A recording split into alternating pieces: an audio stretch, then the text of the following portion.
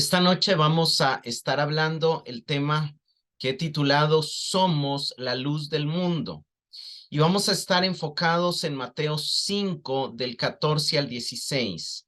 Dice la palabra, ustedes son la luz del mundo. Una ciudad asentada sobre un monte no se puede esconder. Tampoco se enciende una lámpara y se pone debajo de un cajón, sino sobre el candelero para que alumbre a todos los que están en la casa. De la misma manera, que la luz de ustedes alumbre delante de todos, para que todos vean sus buenas obras y glorifiquen a su Padre que está en los cielos. Jesús subió al monte y empezó a hablar sobre aquellos que alcanzaban la felicidad, una vida satisfactoria y significativa, los bienaventurados. Explicó que estos bienaventurados son los ciudadanos del reino, a ellos les pertenece al reino, y de manera general él listó características como ellos aman a Dios en forma de humillación, en forma de hambre por él, por su justicia, por su ley, pero también aman al prójimo, y ese amor al prójimo lo manifiestan en misericordia, en compasión, en rectitud, en procurar la paz. Y de alguna manera Jesús agrega que dentro de esa fórmula de la felicidad también está el sufrimiento, también está la disposición a sufrir oposición en un mundo donde reina la maldad y la injusticia, al procurar esa justicia y al procurar esa ley de Dios. Jesús, luego de dirigirse a todas las multitudes, reenfoca su visión a los discípulos y les dice, ustedes que están comprometidos con seguirme a mí, ustedes son bienaventurados, ustedes van en camino a esa verdadera felicidad, a esa verdadera prosperidad. Ustedes van a llegar, pero no solamente a pesar de que les va a tocar sufrir, a pesar de que hay ciertas situaciones, yo les he dado un alto valor y les he dado una función y les he dado una comisión, y esa función y ese valor está en que los he llamado para ser la sal de la tierra y la luz del mundo. Ser sal de la tierra y luz del mundo es lo mismo, es ser los anunciadores con sus palabras y con su vida de que el reino ya se acercó y ya es accesible, de que el nuevo pacto ya está siendo inaugurado en ese momento histórico, en nuestro tiempo ya fue inaugurado por Cristo, el Mesías, y ya es posible conocer a Dios, acercarnos a Dios, ya Dios ha hecho un nuevo pacto con su pueblo. Entonces, explicamos de que Jesús se está basando en ciertos pasajes de Isaías, pero él está dándonos un valor, nos está diciendo que somos valiosos como la sal al frenar la corrupción del mundo, al darle sentido y sabor a la vida, pero también somos necesarios como lo es la luz. La luz es sumamente necesaria para que la vida se desarrolle. Las empresas hoy trabajan 24 horas, pero no podrían hacerlo sin luz, no podrían hacerlo sin energía. Antes, cuando no había energía eléctrica, solo se podía trabajar de día bajo la luz del sol. Daniel Carro comenta, los creyentes son la luz del mundo solamente en la medida que Cristo mora y reina en sus vidas. Más bien el creyente no es luz en sí mismo, sino refleja la luz de su Rey, de Cristo a quien está unido. Cultivar diariamente una comunión vital con Cristo es la manera de asegurar que nuestra lámpara está encendida. Esto es importante entenderlo. Jesús nos dice, son la luz del mundo, pero ese ser la luz del mundo va ligado al compromiso de seguirlo, va ligado a nuestra unión con él. Él es la verdadera luz del mundo, pero como estamos siguiéndole a él, como estamos comprometidos con él, como estamos aprendiendo de él y como somos enviados por él, también somos la luz del mundo. Quiero que volvamos a leer el pasaje de donde posiblemente se está basando Mateo, se está basando Jesús, y obviamente Mateo lo está escribiendo en su lenguaje, donde están conectadas estas dos parábolas de la sal de la tierra y la luz del mundo, que de alguna manera representando la sal, el pacto, porque explicamos que la sal habla de de perdurar, de preservar, de algo duradero, y la luz es algo que ilumina, que trae luz, que trae entendimiento, que trae revelación. La luz tiene muchos sentidos, pero vayamos a Isaías 42, 6 y 7. Yo, Jehová, te he llamado en justicia y te sostendré por la mano. Te guardaré y te pondré por pacto al pueblo, por luz de las naciones, para que abras los ojos de los ciegos, para que saques de la cárcel a los presos y de casas de prisión a los que moran en tinieblas. Amén. Vemos cómo el Señor llamó a Jesús y lo estableció para traer justicia a las naciones. Esa es la justicia del reino. Esa es la justicia de las que los bienaventurados tienen hambre y sed. Esa es la justicia que procuran y es la justicia por la cual padecen persecución. Jesús lo llamó en justicia y lo dio como pacto al pueblo, como sal, como señal de pacto al pueblo y como luz a las naciones. Esa es el llamado con el cual el Padre envió a Jesús y con el cual Jesús nos envía a nosotros. El Padre envió a Jesús para ser sal de la tierra, para hacer pacto al pueblo, y lo envió para ser luz de las naciones, y nos envía a nosotros para ser sal de la tierra y luz del mundo. Ahora, vemos que de manera interesante hay tres propósitos que explican lo que significa ser sal y ser luz. De alguna manera podríamos reducirlo en dos, pero lo vamos a ver en tres. Entonces, ¿qué significa ser sal de la tierra y ser luz del mundo? ¿O cómo se cumple esa función? ¿Cómo podemos medir o analizar si estamos siendo esa sal de la tierra y esa luz del mundo que estamos llamados a ser? El verso 7 de Isaías 42 dice, para que abras los ojos de los ciegos. La manera de ser sal de la tierra y luz del mundo es abrir los ojos de aquellos que están ciegos. Y aquí quiero que vayamos a Hechos 26, 18. Para que abra sus ojos, para que se conviertan de las tinieblas a la luz y de la potestad de Satanás a Dios, para que reciban por la fe que es en mí perdón de pecados y herencia entre los santificados. El apóstol Pablo está relatando cuando él tuvo su encuentro con Jesús. Jesús le habla a él y le dice que se ha aparecido para ponerlo por ministro y testigo de las cosas que ha visto, y que lo ha enviado a los gentiles para que abra sus ojos y para que ellos puedan convertirse de las tinieblas a la luz y de la potestad de Satanás a Dios. Ahora, ¿cuál era la característica de las naciones gentiles en el tiempo del apóstol Pablo? A diferencia de la nación de Israel, que conocían, que creían y que adoraban al Dios verdadero, la salvación le pertenecía a ellos, la promesa le pertenecía a ellos, tenían la ley, conocían el carácter de Dios. Las naciones gentiles adoraban ídolos, adoraban falsos dioses. Era una época donde toda nación sobre la tierra adoraba algo. Generalmente, digamos, vemos a Pablo llegar a ciertos lugares donde adoraban a la naturaleza, donde adoraban el sol, donde adoraban las lluvias, y Pablo les dice, no son las lluvias, sino es el sol, sino el Dios verdadero es el que hace salir el sol y el que da testimonio de su bondad enviando lluvias. Llega a Atenas y les dice, me doy cuenta que ustedes son adoradores de muchos dioses, pero hay un altar que tienen ustedes que es al Dios. Ellos adoraban a Venus, a Marte, a Júpiter, a un montón de dioses griegos, y los romanos adoraban en primer lugar, uno de los cultos más importantes era el culto a César, era el culto al emperador, ¿verdad? Y si no adoraban al emperador, el emperador los mataba, era un dios que tenían que adorar, pero también adoraban muchos otros dioses, ¿verdad? Tenían Dios para cada situación y para cada necesidad, ¿verdad? En Éfeso adoraban a Diana, en otros lugares adoraban otros dioses, ¿verdad? Habían hasta dioses regionales, pero el Señor envía a Pablo y les dice, tú vas a abrir sus ojos y les vas a mostrar que esos dioses no son dioses.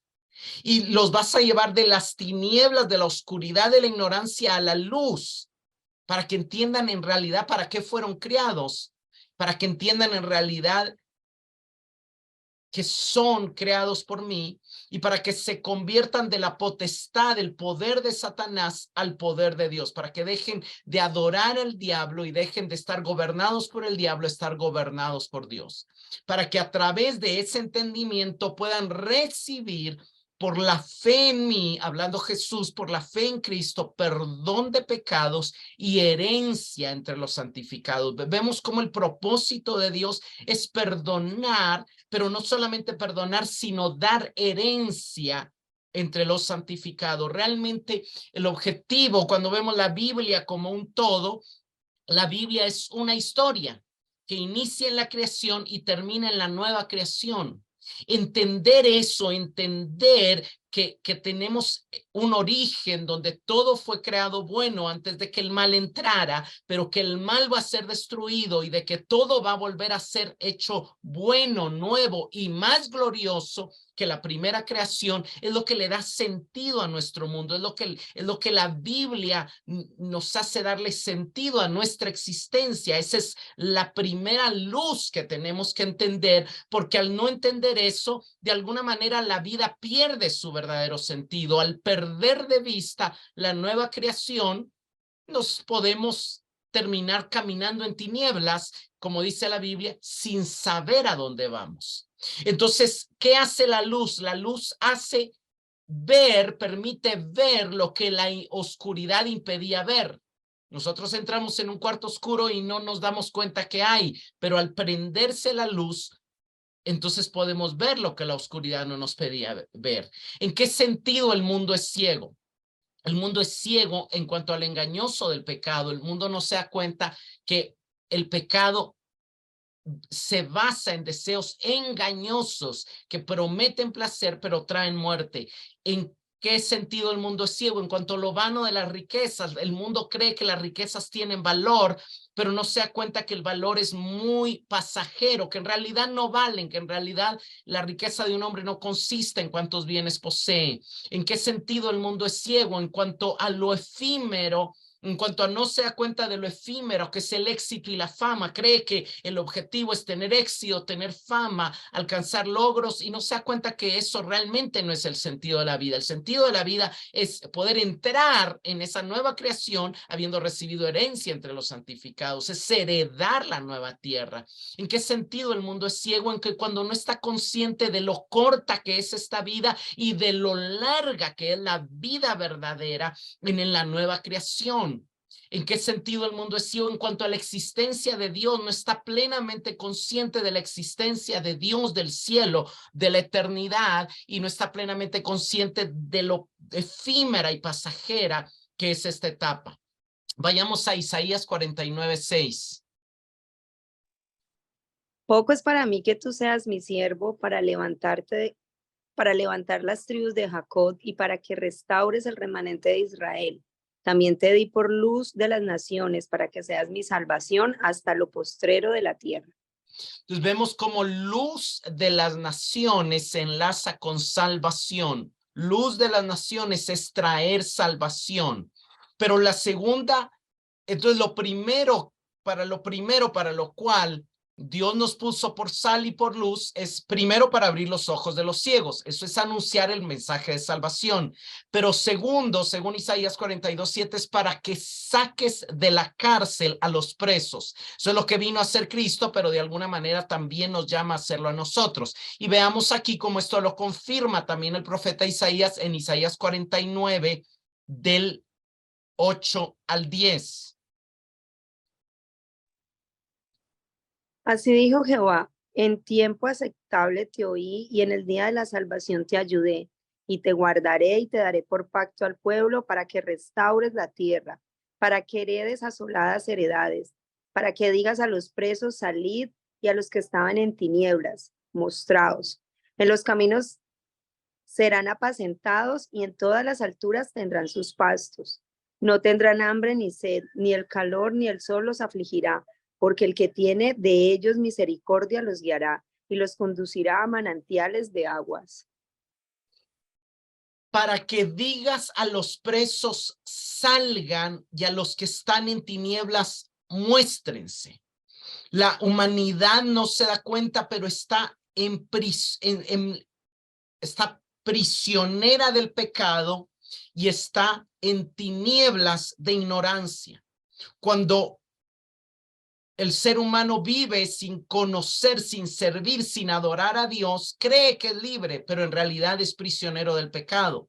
Y el ser humano cree que conoce porque ha entendido un poco de la ciencia, el mundo del universo, pero en realidad si no conoce a Dios está en tinieblas. Vayamos a Romanos 6, 17 y 18. Antes ustedes eran esclavos del pecado, pero gracias a Dios que obedecieron de todo corazón las enseñanzas que se les dio, ahora ustedes han librado del pecado y están al servicio de Dios para hacer el bien. Eran esclavos del pecado. Ser luz y ser sal es, en primer lugar, salir nosotros de la esclavitud del pecado y llevar a otros a salir de la esclavitud del pecado. ¿Cómo se sale de esa esclavitud del pecado? Cuando se entiende la enseñanza del evangelio, cuando se entiende que Cristo es Rey, que Cristo es Señor, y cuando empezamos a seguirle, cuando empezamos a perseguirle, a buscarle. Por supuesto, en algún momento vamos a seguir lidiando con el pecado, pero ya el pecado no es nuestro Señor, no es nuestro amo. Cristo es nuestro Señor y nuestro amo, y Él nos va ayudando y nos va enseñando a caminar cada vez en mayor nivel de libertad del pecado. Si regresamos a Isaías 49:10, Él dice, ya no tendrán hambre ni sed, ni los afligirá el calor, porque el que tiene misericordia de ellos, o sea, Cristo, el buen pastor, los guiará y los conducirá a manantiales de agua. Hay un camino, hay un proceso, y ese camino se llama santificación, en el cual Cristo nos está guiando cada vez a aumentar en libertad, a aumentar en luz, a servir a Dios, a servir a la justicia. Por eso Romanos 6:22 más adelante dice, ya que fueron libertados del pecado y ahora sirven a Dios, tienen por fruto la santificación y como fin la vida eterna. La vida eterna ya la tienen, pero va a ir creciendo en disfrute, en aprovechamiento, al llegar obviamente a la resurrección, pero van avanzando, van creciendo en santificación. Eso es lo que Isaías llama, los guiará y los conducirá a manantiales de agua de vida. ¿Cuál es esa agua de vida? Esa agua de santificación, de la palabra, del espíritu, de libertad, donde empezamos a vivir cada vez más llenos de él. Pero si regresamos a Isaías 42:7, era Cristo y nosotros fuimos llamados a ser sal y luz, no solamente para abrir los ojos de ciegos, no solamente para sacar de cárcel a los presos, sino también para sacar de casas de prisión a los que moran en tinieblas. Y aquí quiero que vayamos a Isaías 60 del 1 al 3. Levántate, resplandece, porque ha venido tu luz y la gloria de Jehová ha nacido sobre ti. Porque he aquí que tinieblas cubrirán la tierra y oscuridad las naciones, mas sobre ti amanecerá Jehová, y sobre ti será vista su gloria. Y andarán las naciones a tu luz, y los reyes al resplandor de tu nacimiento. De alguna manera estas dos se complementan, ¿verdad? Sacar de la cárcel a los presos y sacar de casas de prisión, de alguna manera podría, la primera nada más hablar de esa liberación y la segunda hablar de ese avance en la luz. En Isaías 60 dice, levántate, resplandece, levántate, es despierta, camina. Necesitamos entender que la vida cristiana es un levantarnos constantemente, porque siempre nos vamos a caer. 7 veces cae el justo, pero 7 veces lo levantará Jehová. No es que el justo no va a caer, sino es que el justo se está levantando, y en cada levantar está creciendo, está aumentando en luz. La gloria de Dios viene. El mundo está en tinieblas, las tinieblas y la oscuridad está cubriendo las naciones, y en algún momento nos afecta, en algún momento nos nubla, en algún momento nos hace tropezar, pero siempre Dios está amaneciendo sobre nosotros y siempre está vista su gloria. Esto vamos a ver como Pablo los cita en Efesios y dice, levántate y te alumbrará Jehová. Está citando este pasaje. ¿Por qué? Porque Jehová amanecerá sobre ti. Quiere decir, te alumbrará, Él estará alumbrándonos y entonces andarán las naciones a tu luz. O sea, hay un avance, hay un andar, hay un crecimiento en luz y en resplandor, que es lo que nos muestra Isaías, que eso es el camino de salvación. No debemos desanimarnos porque a veces todavía en nosotros la luz es tinieblas, pero sí debemos seguir avanzando en luz y debemos seguir avanzando en entendimiento. Vayamos a Efesios 5, del 5 al 10. Porque con certeza ustedes saben esto, que ningún inmoral, impuro o avaro que es idólatra tiene herencia en el reino de Cristo y de Dios.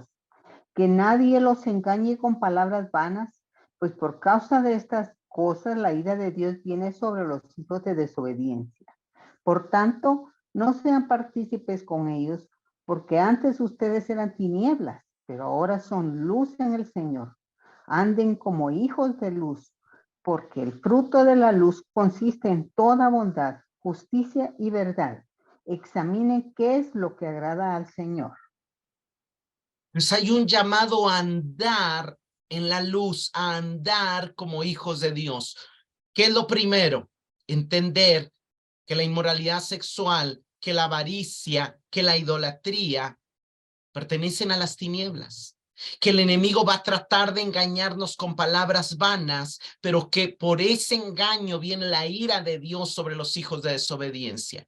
Entonces Pablo dice, no participen con los gentiles, no participen con el mundo. Recuérdense que hubo un cambio, ustedes eran tinieblas, tenían la naturaleza de tinieblas, estaban ciegos, estaban presos, estaban en oscuridad. Pero ahora no solamente les resplandeció la luz, ahora son luz, su naturaleza, su nueva naturaleza, su nueva vida en el Espíritu, su unión a Cristo les hace ser luz, son luz. Caminen como lo que son, caminen como hijos de luz, caminen como hijos del Cristo, que es la luz que alumbra a todo hombre. ¿Por qué? Porque el fruto de esa nueva vida en luz se va a manifestar en bondad, en justicia, en verdad. Ustedes tienen que vivir comprobando lo que agrada al Señor. Tienen que vivir cada vez que tomen una decisión, que tengan que hacer algo, llévenlo a la luz de la palabra, a la luz del Señor y comprueben si es lo que agrada al Señor. O sea, hay un llamado a un examen constante, a presentarnos constantemente ante su luz. Entonces vemos que eso tiene que ver con lo que es ser sal y ser luz, pero también es importante entender que somos luz porque Cristo es luz y que también la manera de llegar ante esa luz es estar nutriendo nuestra relación con Cristo, porque Cristo es la luz verdadera. Aquí quiero que vayamos al Evangelio de Juan, capítulo 1, versos del 4 al 9. En él estaba la vida, y la vida era la luz de los hombres. La luz de las tinieblas resplandece, y las tinieblas no prevalecen contra ella. Hubo un hombre enviado de Dios, el cual se llamaba Juan. Este vino por testimonio, para que diese testimonio de la luz, a fin de que todos los creyentes en él no era la luz, sino para que diese testimonio de la luz. Aquella luz verdadera, la que alumbra a todo hombre, venía a este mundo. En Cristo, en el Verbo, estaba la vida y la vida era la luz de los hombres. La vida tenía sentido al ser iluminada por Cristo. La vida toma sentido, la vida llega a tener sal, llega a tener sabor cuando es iluminada por la luz de Cristo.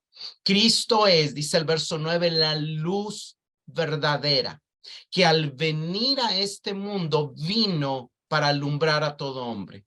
Lo que Juan nos está diciendo es que el mundo estaba en tinieblas. Aún el pueblo de Israel tuvo algún tipo de luz, pero no tenía una luz clara. Los profetas no entendían con totalidad. Pudieron ver a Dios, pudieron ver su santidad, pudieron ver sus obras, pudieron ver sus prodigios, pero realmente hasta que vino Cristo, Él alumbró a todos los hombres. Primero solo habían unos cuantos que tuvieron algún tipo de iluminación, y algunos vinieron para testificar de esa luz, pero solo para anunciar que iba a venir la luz verdadera, como Juan el Bautista y como todos los profetas que lo precedieron.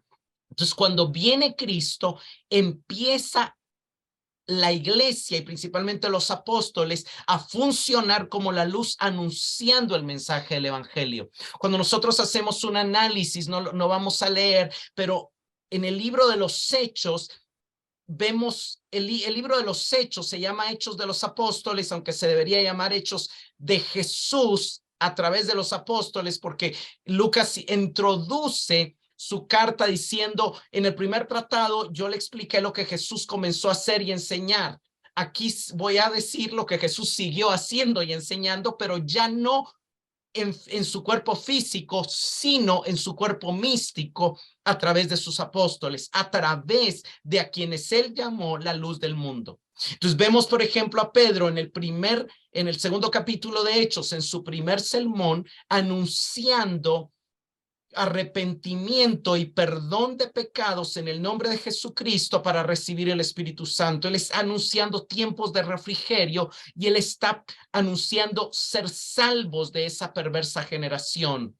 Vemos, por ejemplo, a Pablo en el capítulo 13 anunciándole a los judíos que en Hechos 13:38 que por medio de Cristo se anuncia el perdón de pecados y que de todo aquello de que por la ley de Moisés los judíos no han podido ser justificados, en Cristo es justificado todo aquel que cree. El mensaje está cambiando, ellos están anunciando, las promesas de los profetas ya se cumplieron, el reino ya vino, el Mesías ya vino, el perdón ya vino, la justificación por la fe ya vino, ya inició la era de paz, ya inició la era de justicia, ya inició la era de gozo, ya inició la era de luz.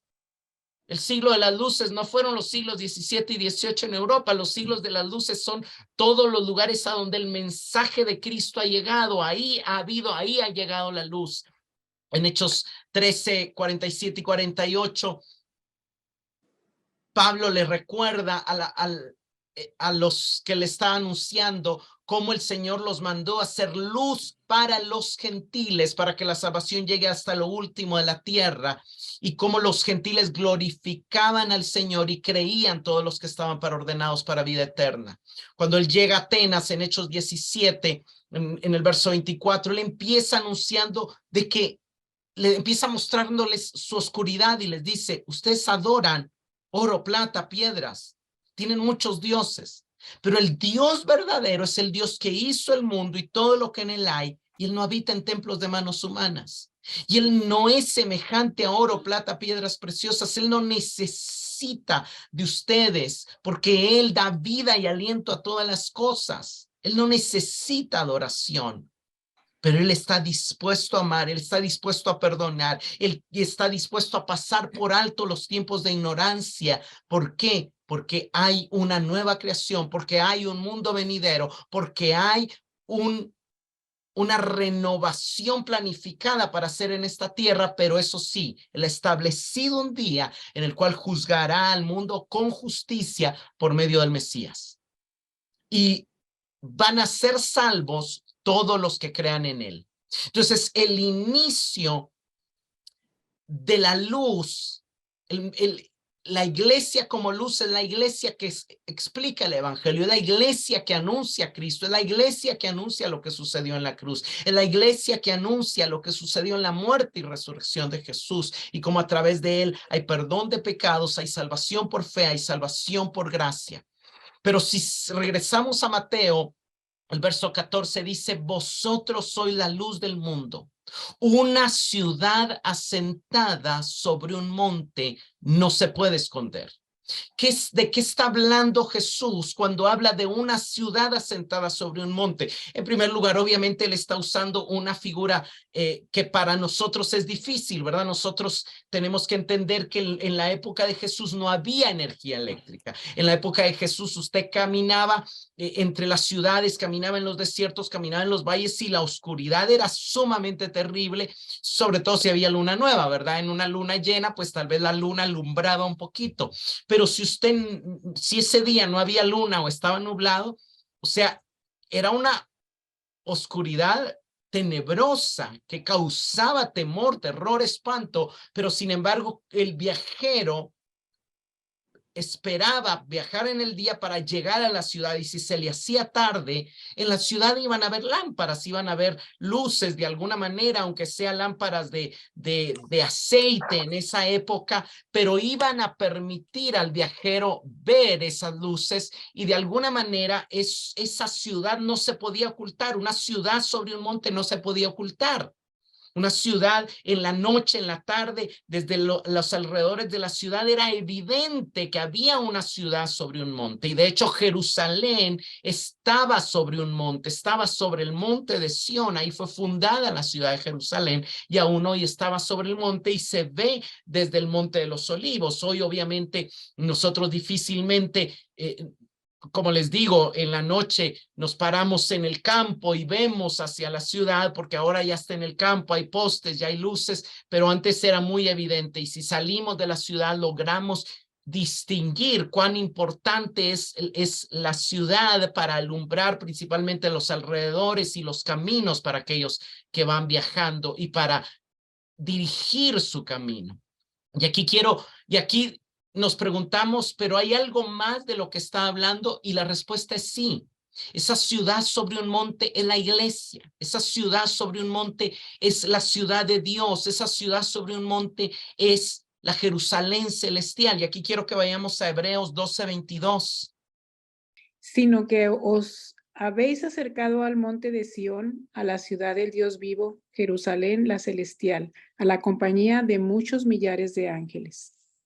Amén. Gálatas 4, Pablo nos dice que nosotros no somos hijos de la Jerusalén terrenal, sino somos hijos de la Jerusalén celestial, la cual es madre de todos nosotros, y él usa esa referencia para referirse a la iglesia. Jerusalén celestial, la Jerusalén del Dios vivo es la iglesia, porque aunque Dios es padre de todos nosotros, el lugar, el ámbito donde somos engendrados es en la iglesia. Es en la iglesia donde oímos ese mensaje, es en la iglesia donde somos nutridos, es en la iglesia donde somos cuidados. Y aquí Hebreos 12:22 está comparando el antiguo pacto con el nuevo pacto, y está diciendo el antiguo pacto fue en un monte que causaba temor, que habían truenos, que causaba espanto, pero nosotros tenemos un diferente pacto. Y al monte que nos hemos acercado es al monte de Sión, que es la ciudad del Dios vivo. La ciudad del Dios vivo es la ciudad asentada sobre el monte de Sión, que es al mismo tiempo la Jerusalén la celestial, la cual es la iglesia, que está rodeada de compañía de muchos millares de ángeles, porque los ángeles son espíritus servidores para servir a aquellos que han de heredar la salvación, que la heredan en la iglesia. Sin embargo, hay profecías que explicaban la iglesia con el nombre de monte de Sión, y vamos a ir a Isaías 2 del 3 al 5. Vendrán muchos pueblos y dirán, vengan, subamos al monte del Señor, a la casa del Dios de Jacob, para que nos enseñe acerca de sus caminos y andemos en sus sendas, porque de Sión saldrá la ley, y de Jerusalén la palabra del Señor. Él juzgará entre las naciones y hará decisiones por muchos pueblos. Forjarán sus espadas en rejas de arado y sus lanzas en podaderas. No alzará espada nación contra nación, ni se adiestrarán más para la guerra. Casa de Jacob, vengan y caminemos a la luz del Señor.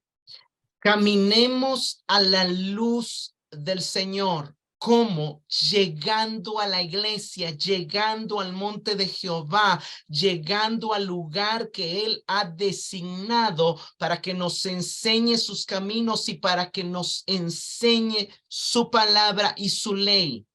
Dios estableció a la iglesia como un lugar de luz donde se predica la palabra y donde aprendemos a través de la instrucción de la palabra cuáles son los caminos del Señor. De ahí está saliendo la nueva ley, la ley que nos muestra lo que Dios espera de nosotros, lo que Dios ama, y de ahí está saliendo la palabra de Jehová. Ahí Dios nos habla, nos conforma, nos anima, nos sustenta, nos nutre por medio de su palabra. Y también es un lugar donde estamos siendo reconciliados con Dios y reconciliados entre nosotros, y donde Tristemente esto no concuerda mucho con la realidad que vivimos, pero donde se está eliminando la guerra y se está creando la paz. Ya no hay más guerra.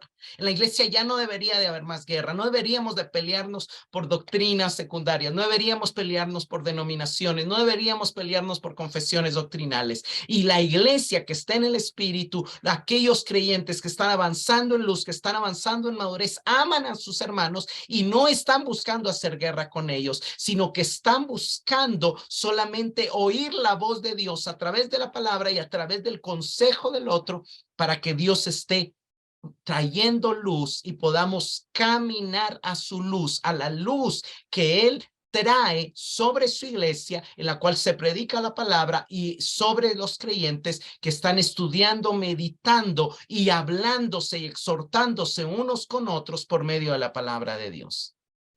Pero luego sigue diciendo Mateo 5:15, ni se enciende una luz y se pone debajo de un almud, sino sobre el candelero y alumbra a todos los que están en la casa. Entonces, por un lado, la luz es la iglesia donde se enseña la palabra, pero por otro lado, cada cristiano es una luz que no debe de estar oculto, sino debe de estar expuesto. Su vida debe de saber que es una carta para ser leída. Su vida debe de alumbrar a los que están en la casa. No debe ser como decimos en el pueblo, ¿verdad? Candil de la calle y oscuridad de la casa, sino debe ser lámpara que alumbra a los que están en su casa. Quiero que vayamos aquí a Filipenses 2, del 14 al 16. Hagan todo sin quejarse y sin discutir, para que nadie pueda criticarlos. Lleven una vida limpia e inocente como corresponde a hijos de Dios y brillen como luces radiantes en un mundo lleno de gente perversa y corrupta. Aférrense a la palabra de vida. Entonces, el día que Cristo vuelva, me sentiré orgulloso de no haber corrido la carrera en vano y de que mi trabajo no fue inútil. Brillen, resplandezcan como luminares, como lámparas. ¿Cómo lo van a hacer? Aférrense a la palabra de vida. Aférrense, sean sencillos, busquen y recuerden que son hijos de Dios, caminen en su identidad como hijos de Dios que son, y recuerden que la generación en la que vivimos es nuestra generación maligna, torcida, perversa, pero marquemos una diferencia. Vayamos a Efesios 5 del 11 al 14. Y no participéis en las obras estériles de las tinieblas, sino más bien desenmascararlas, porque es vergonzoso aún hablar de las cosas que ellos hacen en secreto. Pero todas las cosas se hacen visibles cuando son expuestas por la luz, pues todo lo que se hace visible es luz. Por esta razón dice, despierta tú que duermes, y levántate de entre los muertos, y te alumbrará Cristo. Por tanto, vemos que hay un llamado a alumbrar, hay un llamado a no participar de las obras infructuosas. Mire qué interesante, cómo son las obras de la carne, cómo son las obras de las tinieblas, cómo son las obras de maldad. No llevan ningún fruto, son vacías, son vanas. No tiene sentido hacerlas porque no tienen ningún resultado verdadero. Podrán tener un resultado efímero, temporal, pasajero, pero no tienen un resultado para la nueva creación, no tienen un resultado para el sentido que tiene esta vida. El sentido que tiene esta vida es prepararnos para la nueva creación, porque por eso hay un marco de referencia en la Biblia, primera creación, nueva creación, y nosotros estamos en camino a, y por eso es importante ser luz, por eso es importante avanzar en la luz. Entonces, ¿para qué está la luz? Para poner en evidencia primero nuestros propios pecados, pero también para en amor poner en evidencia el pecado de nuestro hermano y decirle, hermano, tú estás vivo, pero estás durmiendo, pareces muerto, despiértate, levántate, abandona estas cosas que son de las tinieblas. Cristo te quiere alumbrar, Cristo quiere que avances, Cristo quiere traer mayor libertad a tu vida, anhela caminar en la libertad, no pretendas, no te conformes a seguir preso, no te conformes a volver a morar en tinieblas. Es un llamado que nos toca hacernos en amor los unos a los otros. De eso se trata, hacer luz. Y todos tenemos una mezcla de luz y de tinieblas, pero Poco a poco nos tenemos que ir alumbrando en nosotros, y ahí es donde entra el Mateo 5:16. Así alumbre vuestra luz delante de los hombres, para que vean vuestras buenas obras y glorifiquen a vuestro Padre que está en los cielos. Como iglesia somos luz, una ciudad de luz, y como individuos, como creyentes, somos lámparas, somos luminares. Y como iglesia y de manera individual tenemos que alumbrar delante de los hombres. ¿Y cómo vamos a alumbrar? Para que vean nuestras buenas obras. Ahora, ¿a qué se refiere esas buenas obras? La naturaleza de la luz es alumbrar. La naturaleza de la iglesia es exponer el error, exponer el pecado, exponer la oscuridad, exponer la ignorancia. Pero veamos qué es, qué son buenas obras. Juan 6, 28 y 29. Sí, ya ahora sí. Juan 6, 28 y 29. Dice, ¿qué tenemos que hacer para realizar las obras que Dios exige? Le preguntaron. Esta es la obra de Dios, que crean en aquel a que Él envió, le respondió Jesús. Santiago 2, 18. Pero alguno dirá, tú tienes fe y yo tengo obras. Muéstrame tu fe sin obras y yo te mostraré mi fe por mis obras. La primera obra es creer.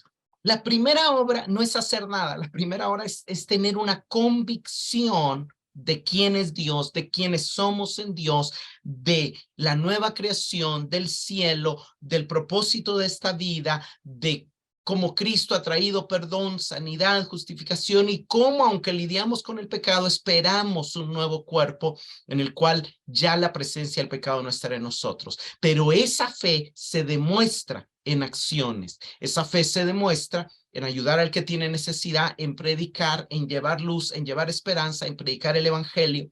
Entonces, la fe produce obras, pero no son las obras las que alumbran, sino lo que alumbra es una convicción. Alguien puede hacer obras, pero desde imitación, desde quedar bien, eso no alumbra, eso no impacta, eso no trae cambio. Pero cuando las obras surgen de una convicción, de una manera de pensar diferente, de una actitud diferente a la que tiene el mundo, ahí es donde realmente ocurre la iluminación.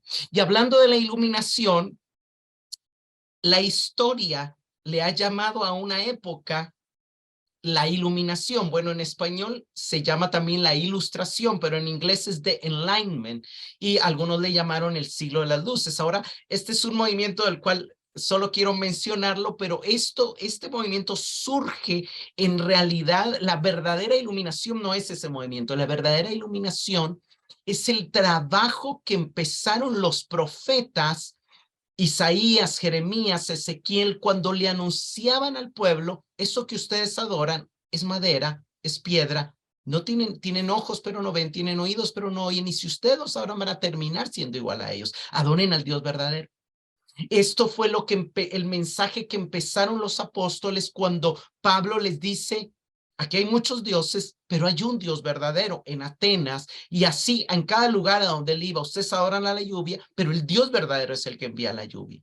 Entonces, muchos cristianos en los primeros siglos, al entender el evangelio, fueron inspirados a aventurarse a un mundo que ellos miraban perdido en las tinieblas, en la idolatría y en la superstición, para traerlos a la luz. Así nació y así creció y se expandió el cristianismo. El cristianismo toda la vida ha enviado misioneros, empezando por Pablo, por los 12 apóstoles, pero la iglesia de la Edad Media empezó a también evangelizar toda Europa. Por ejemplo, una de las cosas que pasó en la Edad Media, uno de los santos es San Bonifacio, que cuando él empezó a crecer en Inglaterra, él vino a Sajonia, lo que hoy es Holanda y Alemania, y encontró a los frisones salvajes. Ellos adoraban al dios nórdico Thor a través de un roble y lo adoraban con sacrificios animales. Cuando él los encontró adorando, él dijo, estos están en tinieblas, esto es superstición. Y entonces él detuvo el sacrificio que iban a hacer, creo, de un niño, y decidió cortar ese roble en la determinación de destruir la idolatría, de ridiculizar la superstición y de traer a la gente que vivía en tinieblas de esos bosques a la luz de Cristo. Y así podemos poner el ejemplo de muchos misioneros y de muchos santos en la historia, y de alguna manera cuando nosotros vamos a la historia, la Iglesia Católica de la Edad Media se miraba a sí misma como un faro de luz luchando contra el enemigo de la idolatría y la superstición. Combatieron mucho la brujería, la hechicería, y bueno, pero ¿qué pasa?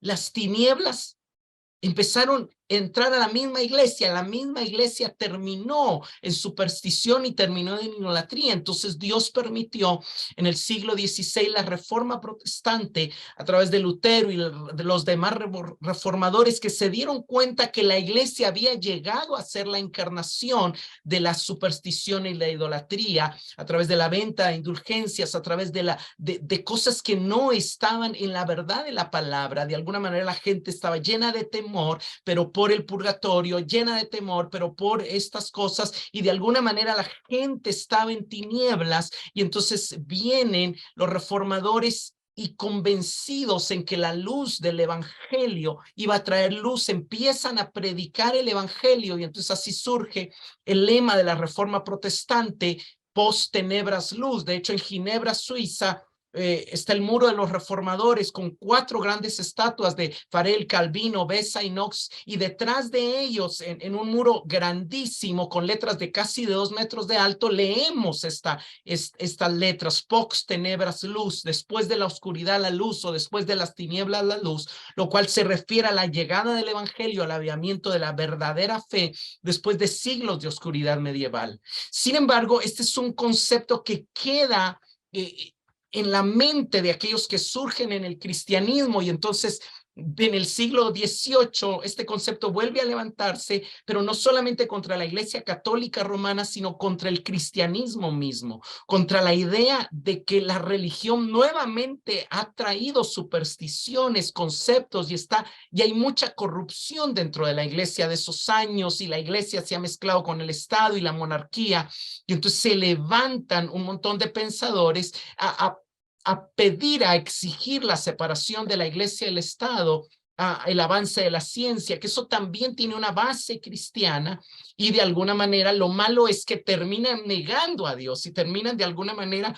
poniendo al hombre en lugar de Dios. Entonces, aunque querían, o sea, el objetivo era derribar los ídolos, era rechazar la superstición, pero también rechazan de alguna manera la verdad misma. Pero de alguna manera este movimiento demuestra cuán fundamentalmente el cristianismo ha permeado en la sociedad. El condenar al cristianismo como superstición y querer derribar los ídolos del cristianismo solamente está replicando los temas, las imágenes y las historias que tuvieron inicio a través de los profetas hebreos. Y es casi imposible divorciarnos de estas ideas, porque no se puede emanciparse del cristianismo, porque eso solo nos enreda más en sus ideas. El punto es que constantemente vemos esta luz entre tinieblas y luz, que también puede mezclarse dentro de la iglesia, dentro de la religión y dentro de la sociedad en la que estamos. Por buscar una luz, de alguna manera se termina cayendo en tinieblas, y entonces necesitamos volver a regresar a Cristo, que es la luz verdadera. Tenemos que regresar a entender que la oscuridad es creer que disfrutar un momento es todo. La luz es entender que de nada sirve ganarnos este mundo y perder la vida eterna. O sea, la luz no nos dice no solamente que está bien alcanzar un mejor nivel de vida en esta tierra, sino que hay que perseguir una vida eterna, después de la muerte. La verdadera luz nos recuerda que aquí estamos de paso. La luz verdadera nos recuerda que el pecado, el dinero y el mundo nos ofrecen realidades que en realidad no pueden darnos, que lo que nos dan son espejismos de lo verdadero que Dios tiene para nosotros en el cielo. Y la luz nos recuerda que cuando regresamos a rechazar a Dios, que cuando regresamos al pecado, no solamente estamos regresando a las tinieblas, sino estamos regresando a la esclavitud. Entonces, ¿cómo saber si lo que pretende ser luz está realmente iluminando? La clave está en la segunda parte del verso 16. Para que glorifiquen a vuestro Padre que está en el cielo. O sea, ¿cómo saber si el movimiento de ilustración o de iluminación realmente llevaba luz? No llevaba luz porque no llevó a la gente a glorificar a Dios. ¿Cómo saber si la reforma protestante llevaba luz? Llevaba luz porque llevó a la gente a glorificar a Dios y trajo la caída de estructuras de poder y de corrupción que había en la iglesia. Entonces vemos, pero ¿cómo saber si hay iglesias donde hay luz o no hay luz? Si realmente se está glorificando a Dios. Y hoy por hoy hay muchas iglesias donde Dios no está siendo glorificado, donde el hombre está siendo exaltado, donde el hombre está siendo glorificado y donde se le está predicando al hombre que él puede ser el arquitecto de su propio destino, no a someterse a Dios. Entonces ahí es donde tenemos que aprender a medir aquello que pretende ser luz y que intenta ser luz, porque si no se está glorificando, no está llevando a la gente a glorificar al Padre que está en los cielos, no es luz verdadera.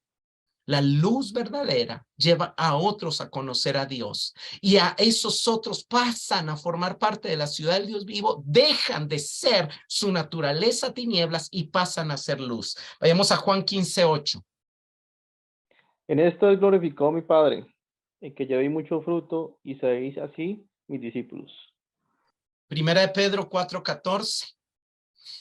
Si sois vituperados por el nombre de Cristo, sois bienaventurados, porque el glorioso Espíritu de Dios reposa sobre vosotros. Ciertamente de parte de ellos, Él es blasfemado, pero por vosotros es glorificado. ¿Cómo se mide que Dios esté siendo glorificado? Número uno, Dios es glorificado cuando llevamos mucho fruto. Dios es glorificado cuando el mensaje que pretende ser luz realmente produce amor, realmente produce paz, realmente nos lleva a caminar a la luz del Señor, realmente nos lleva a parecernos más a Cristo. ¿Cómo es glorificado Dios? Cuando la vida que estamos llevando es atacada, cuando despierta oposición por un mundo donde el nombre de Cristo es blasfemado, cuando se manifiesta que hay un rechazo de la sociedad por la justicia, por la pureza, por la bondad. Cuando hay aceptación del mundo, ahí no está siendo glorificado el Padre, pero cuando hay oposición, Dios es blasfemado por ellos, pero en nosotros que estamos llevando luz, que estamos marcando una diferencia, que estamos frenando la corrupción, que estamos exponiendo las tinieblas, que estamos exponiendo la maldad, que estamos exponiendo la ignorancia, Dios es glorificado. Hermanos, somos bienaventurados porque somos participantes del reino, pero ser participantes del reino nos lleva a vivir bajo los estándares del reino, un reino que tiene estándares diferentes a los de este mundo. Entonces, le mostramos a los hombres que el enemigo y el mundo los ha engañado y esto les lleva a ver la luz. Y esto les alumbra y al alumbrarles les hace rendirse a Cristo y les hace convertirse también en bienaventurados de tal manera que reorientan su vida, de tal manera que ellos glorifiquen a Dios. Cuando el pasaje dice que su luz alumbre para que vean vuestras buenas obras y terminen glorificando a vuestro Padre, no es que van a decir, ay, de verdad que el Dios de ellos es Dios. No, es que ellos van a llegar a unirse al pueblo de Dios y van a dar en su vida misma fruto para Dios y entonces Dios va a ser glorificado. ¿Por qué? Porque la iglesia está creciendo, porque el pueblo está creciendo. Cuando se aplica a los discípulos esto, es como si Cristo les dijera, David Burr dice, nuestros contemporáneos tienen como lumbreras a los sacerdotes, fariseos y los escribas. Eso es en el tiempo de Jesús. Ellos se consideran a sí mismos la auténtica luz de Israel, que es a su vez la luz del mundo. Son la luz de la luz en su propia estima. Pero yo os digo que no son ellos. Ustedes, los discípulos, los pescadores, los que no tienen letras, pero que están siguiéndome a mí, aprendiendo de mí, son la verdadera luz del mundo. ¿Quiénes consideramos que son la luz para nuestra generación?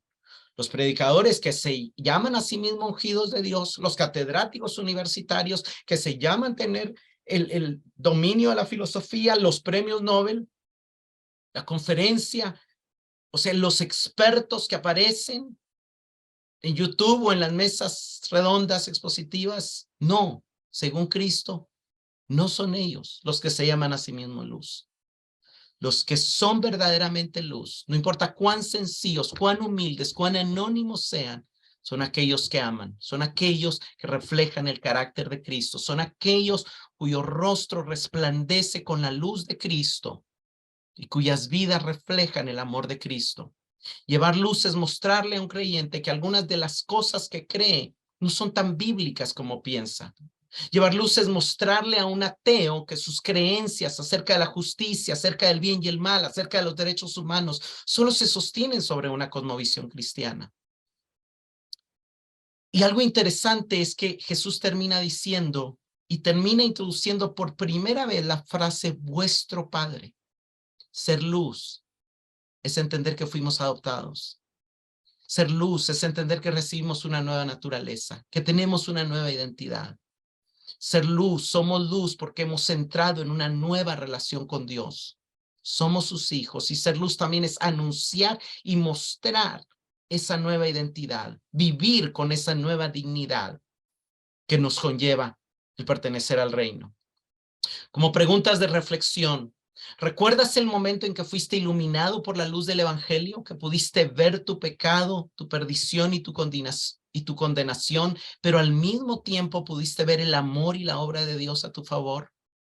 ¿Vives consciente de que lo que el mundo ofrece o promueve son obras infructuosas de las tinieblas, es decir, cosas que no producen verdadero fruto ni verdadero valor, sino que solo traerán destrucción y muerte? ¿Sabes que tus acciones de amor, bondad, compasión y generosidad tienen el poder de despertar sed de Dios en otros y también tienen el poder de llevar luz para que conozcan el evangelio? ¿Qué tan evidente es en ti el fruto del carácter de Cristo a través del cual el Padre es glorificado?